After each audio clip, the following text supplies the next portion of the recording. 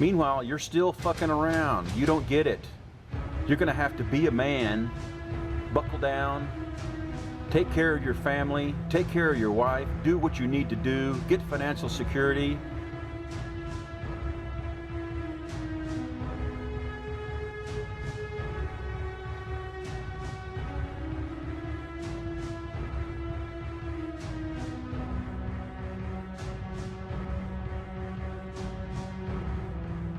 Authorities have identified the 29-year-old man arrested in the fatal Saturday night shooting of a woman in Mesa County. Alexander Kolpakov of Clifton is being held at the county's jail on suspicion of second-degree murder.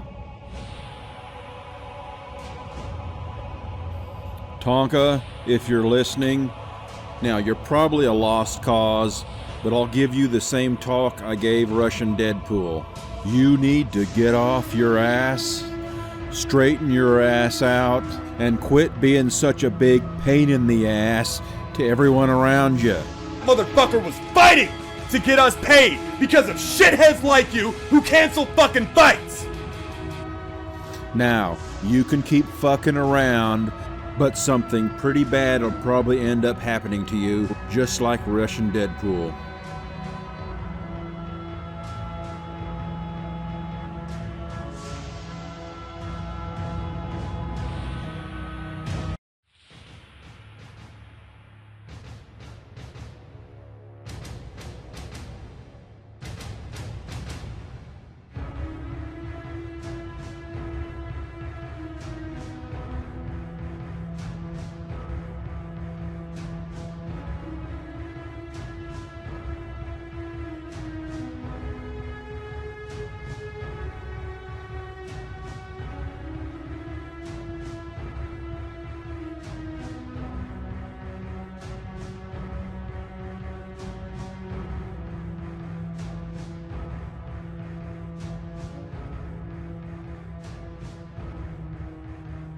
Now, if all this is true, he's going to jail. I mean, I don't know how else to put it.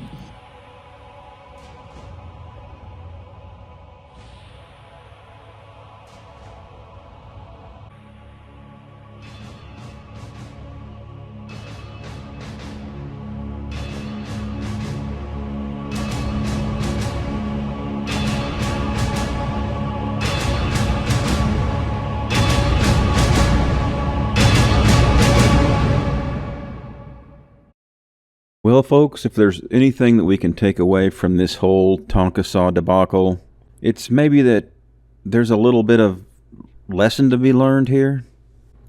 Look, there are 7 billion people on this planet. 99.99% of those people you're never even going to lay eyes on. The people that you choose to involve in your life are an exceptional rarity. So why in the world you would involve someone in your life who lacks integrity, it's just beyond me. So that's what I think the lesson is to be learned here, folks, is before you involve someone in your life, take a good look at their integrity. Not how good looking they are, not how funny they are, not how fun they are to be around.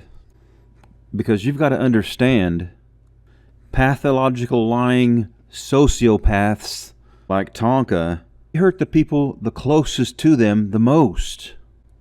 Just look what happened to the person closest to Russian Deadpool. So what we do wrong is we look for that instant gratification. When Tonka came into popularity, all the click whores came running. All the people that seem to just gravitate to where the hot views are. Failure, AP and Ghastly, Cognitive Thought, Sinatra Says. So I think all the parties that came flocking to Tonka Saw when he first came popular, they need to own up to that part of their involvement in feeding the shit pile. And speaking of people owning up to being involved in this shit pile, I've got to address the people involved in this fight. The people who helped organize this fight, the people who made plans, hotel reservations, the people who bought pay-per-views. All I gotta say is, what the fuck were you thinking? You guys knew this guy was extremely untrustworthy. Failure himself now admits that he knew that Tonka was a pathological liar. You guys had the exact same information about Tonka that I did, and more. Yet the same Tonka that I wouldn't trust with 2 dimes, you trusted him without a contingency plan to make sure he had skin in the game at least 30 days before this event. You trusted that he would take care of this shit in the last minute, this pathological liar, and you banked on that. You flew all the way from Iceland. You know, you guys are like the guy who left his bike unlocked in a bad neighborhood for 2 days, and now he's mad at the thief. I would just like to suggest to you guys, as you're lashing out at Tonka, to maybe take a little bit of a peek in the mirror. Yeah, so as far as any Tonka made me look like an idiot, nah, it's more like he brought out the idiot that was in you. Now, even though I've called Tonka a pathologically lying sociopath, I'm certainly not a psychologist, so I can't really make that call. But I'll tell you what, let's play along at home. That way everyone can have their own opinion. Now, this is published from the Mayo Clinic about antisocial personality disorder, which is kind of the modern, softened version of being a sociopath. So I want everyone to think about all that Tonka is and see if you think maybe we have a match here. Antisocial personality disorder, sometimes called sociopathy, is a mental condition in which a person consistently shows no regard for right and wrong and ignores the rights and feelings of others. People with antisocial personality disorder tend to antagonize, manipulate, or treat others harshly or with callous indifference. They show no guilt or remorse for their behavior. Individuals with antisocial personality disorder often violate the law, become criminals, they may lie, they behave violently or impulsively, and have problems with drug and alcohol use. Because of these characteristics, people with this disorder typically can't fulfill responsibilities related to work, family, or school. Here's a list of the symptoms. Antisocial personality disorder signs and symptoms may include disregard for right and wrong, persistent lying or deceit to exploit others, being callous, cynical, and disrespectful of others, using charm or wit to manipulate others for personal gain or personal pleasure, arrogance, a sense of superiority, and being extremely opinionated, recurring problems with the law including criminal behavior, repeatedly violating the rights of others through intimidation and dishonesty, impulsiveness or failure to plan ahead, hostility, significant irritability, agitation, aggression, or violence, lack of empathy for others, and lack of remorse about harming others, unnecessary risk-taking or dangerous behavior with no regard for the safety of self or others, poor or abusive relationships, failure to consider the negative consequences of behavior or learn from them, being consistently irresponsible and repeatedly failing to fulfill work or financial obligations. Now, folks, I'm not a psychologist, but I'm telling you what, from where I'm standing, it looks like we have a full-fledged sociopath here. Now, as Tonka started coming around the scene, about this time last year, I was noticing him, and I was also noticing all the real-life claims that he was making about himself, and it all just seemed too familiar. I don't actually care about YouTube subs. You don't understand. I do real life. I've accomplished more in the first 20 years of my fucking life than you've done in your 30. What have I done? Everything I've ever set forth to be a goal. I wanted to be a wrestler, became a wrestler. Wanted to be a fighter, became a fighter. Wanted to be on radio, I was on radio. Wanted to be oh, what was that? What was that? Okay, well, I wanted to be in a movie. I was in a movie. Okay, I want to do things. I do things. To be on TV. TV's free, son. I've been on TV plenty of times. Anybody can do that. Yeah. Okay, so here we have, folks. Now let's go over everything now. We have a guy who's been a career wrestler, a legit MMA fighter. He's been on radio, TV. He has multiple businesses. Has nothing better to do all day than to live stream for 6 hours. So yeah, we had heard this all before with Russian Deadpool. And his inability to ever shut up about his real life. And how he lied about his military service, his martial arts credentials, and his security job. Tonka was lying about his wrestling career. his MMA career, and his successful businesses that made him so much money. So back in March, I was trolling him on Twitter about what a liar he is. All his little followers jumped on me and I got into spats with them.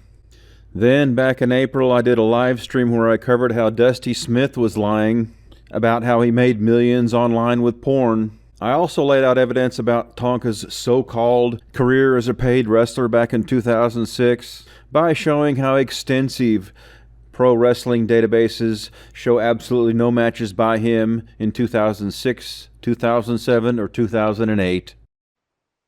He tried to say that he was a paid wrestler on a circuit, that it was his job, that he got paid and he's making money, maybe just enough to keep the lights on, who knows. But here he is talking about it, and we're going to get into that and see if he's telling the truth on his wrestling career. For me, at around 2006, it became a job. And that was why I couldn't watch it all the He said in 2006, wrestling became his job, okay? time, every week anymore. And I would record it on a freaking VHS still because I was still doing that. And I would watch it when I got back every week because I would wrestle 4 days a week. Toward the end of my live stream, Tonka and a gang of his followers, including AP, Failure, American Gadfly, and about a dozen more of his followers, dogpiled into my live stream talking shit. Now, I don't know if this has ever happened before, where a tiny channel gets his live stream dogpiled by a group of larger creators. But this was Tonka and his minions. So yeah, that was pretty much par for the course. Now, I would like to give some credit. Both AP and Failure both personally apologized to me. And what I would like to, and the message I would like to say to those guys is just own up to everything. You guys were basically whoring yourselves out for views, for popularity. That's why you overlooked all of Tonka's obvious bullshit. Learn from it, know not to do that anymore, and move on. Sold yourselves short by whoring out to his shit. Now, at about exactly 1 month after I did my live stream, Medicor hosted the IBS Apocalypse live stream, where Zoom laid out some of the same evidence I did that shows Tonka Saw was lying about all his IRL shit. Now, this is his career database. And before 2006, 2007, 2008, 2009, all the way up to October, shows absolutely no matches. And this is a very thorough database, but extensive database. Let me show you. You claim that you did. That's the best part about this. No, I didn't. They can pull you up in a national database, and if you ever fought even semi-professional or amateur, it would be logged. It would be logged in the MMA database. Okay. I want to tell you about an interesting little side note to this story. In Tonka's big facade, he was LARPing as this Native American, former paid career pro wrestler in Southern wrestling. So out of all the people in the whole world, one person who actually was what Tonka was LARPing as is a wrestler by the name of Pat Rose. Now, Pat was an actual career successful wrestler during the 80s and early 90s. He's actually full-blooded Native American. He was involved in Southern wrestling. He's from Tennessee. He wrestled throughout the South. He had a contract with TBS for TV wrestling. He's shown here wrestling Ric Flair. Rose back on his feet once again. Ric Flair, the world champion. Caught in the midsection, caught on the side of the jaw by Rose. Rose beginning to really move on Flair now. And Rose, who feels he's taken a lot, suddenly coming back and beginning to dish it out. Pat has fought such legendary wrestlers as Ric Flair, Lex Luger. He's also been in The Undertaker's body bag.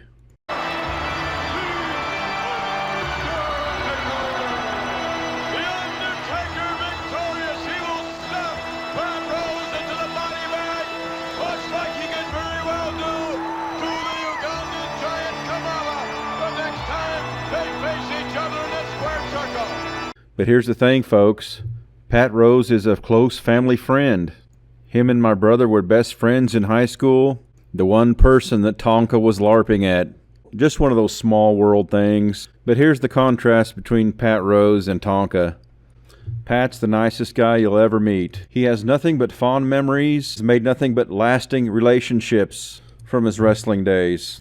Here he is in an interview talking about the passing of legendary Jackie Fargo. Now, the world of pro wrestling has lost one of its early legends. Jackie Fargo died early today from congestive heart failure. Fargo worked out of Memphis, but toured the world. He gave us the Jackie Strut, the Fargo Strut, which later was copied by wrestlers like Ric Flair. He also was the first wrestler to use ringside tables and chairs in his matches, and he was a mentor for Jerry the King Lawler. But several generations of young wrestlers grew up with the Fargo brothers as their idols. One of them was a young wrestler from Trenton, Pat Rose. Pat and Jackie wrestled right here in the studio in the 70s and 80s. And Pat, thank you for joining us. That brings back some memories. I love it, man. Let me correct you on a few things, Kat. When you talk about Jackie Fargo here in Chattanooga, Tennessee, it's the fabulous Fargo Strut. You got that? The fabulous Fargo Strut, huh? First time I've laughed all day, man. I've been in tears all day. I heard the news about 6:30 this morning. Whew. How'd you meet up with him? You know what? Right here, I was trained by a guy named Ken Hawk up in Cleveland, Tennessee.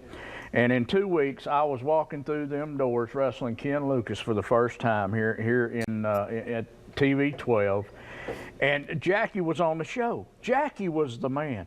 When I was growing up, look at that picture, man. Good looking kid right there. When I was growing up. You looked in awe there, didn't you? I nervous wreck. I started going to the Memorial Auditorium when I was 12 years old with my cousin, Joni Stevens, bless her heart, she's passed away. But when I seen the fabulous Fargos, and I'm talking about Don Fargo, Roughhouse Fargo, and Jackie Fargo. Now, compare Pat's positive attitude, the lasting friendships and success that he got from wrestling. Compare that to the bitter, burnt bridge, failed relationships that are everyone else's fault, which was Tonka during his wrestling tenure. So I messaged him and I asked him about it by pretending that I was a wrestling recruiter and that Tonka was trying to come up to me for work, just like I had done with the other calls. And I had them look up censored. The guy said, "Oh, I was hoping for somebody." No, they did not. And I said, "I'm assuming things didn't end well for your partnership," and he said, "No, they did not." Oh, fuck. Hold on. Pause that. Pause that real quick. Why? I could ruffle you off a list of fucking everybody who walked out on this fucking retard. He had to run a show with 4 people because when everybody found out the shit about him, the only people who stayed and worked for him were the people who were stupid close to him. This is the interview with him. Okay, here's the question. What was the experience like running your own show? Did you run the same promotion a few times or did you run shows under different names? Well, running my own show was quite the learning experience. Honestly showed me that as much as I loved wrestling, I didn't love it that much. Whining starts and it's not going to let up, guys. I'm just not the diplomat that it would take to be a successful promoter. I wouldn't use anyone I wouldn't trust as a person, and in the pro wrestling business, that was a very small list. So everyone in pro wrestling is bad, I guess. As months went by, some guys fell off that list, and it became truly a low point in my wrestling tenure. I trusted some people whom I shouldn't have, and they used that trust to try to have my show shut down. So he's blaming everyone but himself. It's people got his show shut down. By the time this happened, I was so discouraged with wrestling as a whole that I couldn't really fight them to get the building back. So that's his promotion completely failing. I was just too drained of any interest at that point. I wanted to quit. Most all his matches that showed up on the database were through Pro South Wrestling, and we showed that. Pro South Wrestling, all these in black and blue are Pro South Wrestling. Hey, let's listen to what he says about Pro South Wrestling. Well, he was in with them for a few years and did a lot of matches with them. Let's see what he says about Pro South Wrestling. About a promotion you have worked for, Pro South Wrestling. How did you first get involved with this promotion? Was that with Dave Torres or was Torres with another promotion? His response. Taurus is another promotion. He ran Extreme Outlaw Wrestling in the Oxford Addison area. Pro South, on their hand, then was one of these things that let me get to my pouty voice. Pro Southling, on the other hand, was one of these things that if I look back on now, I would have never went. I don't think anyone killed off my liking for the business any more than that place. This is where he got the vast majority of his database wrestling matches, the one that's close to his house, and he's bitching about how he's quit and he hates them and bleh. Can't tell you how or why I ended up in Pro South Wrestling either than just trying to work another show, but once I got there, I just wanted out. About Joya in the comments, and he says, that bitch tried to tell people that I molested you. And she's like, well, that's not true. You would never harm me. You love me. You're my cousin. And then apparently Tonka lost his shit and started accusing every fucking person that he'd ever been close with. So the guy that was in charge of Livewire X Wrestling, the guy that was in charge of Pro South Wrestling, every person that he'd ever considered a friend that might have known his password or guessed his password, he started spurging out on Facebook. He started demanding that people meet him in real life and fight him on fucking Facebook. And I still have the whole fucking Facebook thing. It's hilarious. By the way, do they really call him idle threats? Yes, that is what Livewire X told me, and the one Pro South guy told me that too. So you can see he pretty much burned bridges. Essentially, he bitterly fell out with everyone he associated with in wrestling. He was bitterly falling out with scores of people on YouTube. And then in a fell swoop of inconsiderate irresponsibility, he managed to fall out with almost every last one of his followers and associates on YouTube. And that's typical sociopath behavior, manipulating and using friendships for whatever you could get out of them. Once he's gotten all he can get out of a friendship, he then flames out, burns bridges, and then moves on to someone else. And that actually is what entertained his fans and followers. You people who were Tonka's followers, you were entertained by his sociopathic behavior. You thought his mental train wrecks were entertaining and funny. His fans, with a nice chuckle for a reward, fed the shit pile also. I still haven't seen a picture of you. I still haven't seen a picture of you. Pussy. I told you, 6'2", 185 pounds is what you're doing. Face. I will fuck your face. You'll know exactly who I am when I'm standing in front of you. No, you know exactly who the fuck I am. Don't worry. I don't know who you are. Now, let me see your face. You'll know. You'll know. Don't worry. I'll leave my fucking brand all over your goddamn face. Don't worry about it. You'll know exactly who the fuck I am. Why are you so mad, dude? Because you're a fucking con artist. Do you not believe? You are a fucking con artist. That's not true. You are a fucking fake. You are a con artist. You are a fake tough guy. How much streams? Fuck the channel. In life, you are a fucking failure in everything you've ever tried to do. I'm actually not. I fail a lot, yes, but I keep going. I never give up. What's a success, you stupid fuck? What have you succeeded in? An entertainer. Wrong. Getting attention. Getting people. Here's what I've been successful about. Let me say. You don't let anybody talk. Let anybody talk. Okay, you gonna let me talk? You're losing right now because you're not letting me talk. You're not letting me talk. You're singing. You're singing.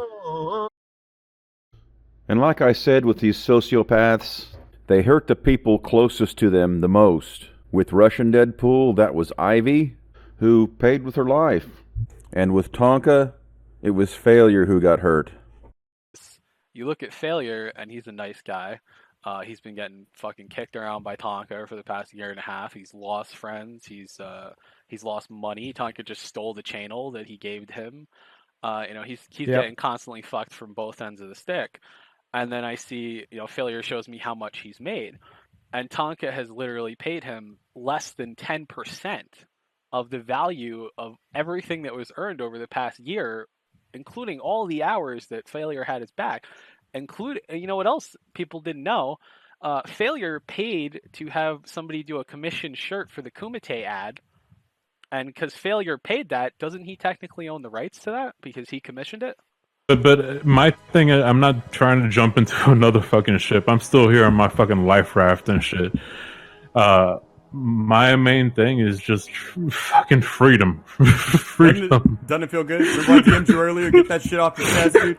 You will feel so fucking good afterwards, dude. You'll be like, you're free. You're fucking free. You're in the sunlight now, failure. Dude, I don't know what happened to him, man. He just lost his shit, got his goddamn ego wrapped up in it all, and just turned on people that were actually fucking good to him. It was weird. It's really fucking weird. Yeah. Now, you can say that it was Ivy and Failure's fault for choosing to be so closely associated with these parasites. You can make that argument. But the point here is that these sociopaths, they hurt the people closest to them the most. So naturally, the best place to be is as far away from these motherfuckers as you can possibly get. So that's the flaming shit pile that was Tonka. The psycho that checks off each and every box for being a sociopath, disregards others, lying and deceitful, callous, cynical, and disrespectful, manipulative, arrogant, extremely opinionated, criminal behavior, violating the rights of others with intimidation and dishonesty, failure to plan ahead and meet your obligation, hostility, aggression, threats of violence, lack of empathy and remorse, poor and abusive relationships, irresponsible and unable to fill obligations. Tonka Saw is textbook sociopath. So that's a lesson here, folks. Look out for these sociopaths. Avoid them at all costs. And if you don't spot them, I'll be keeping an eye open, an eyebrow raised, and I'll let you know when the motherfuckers get here.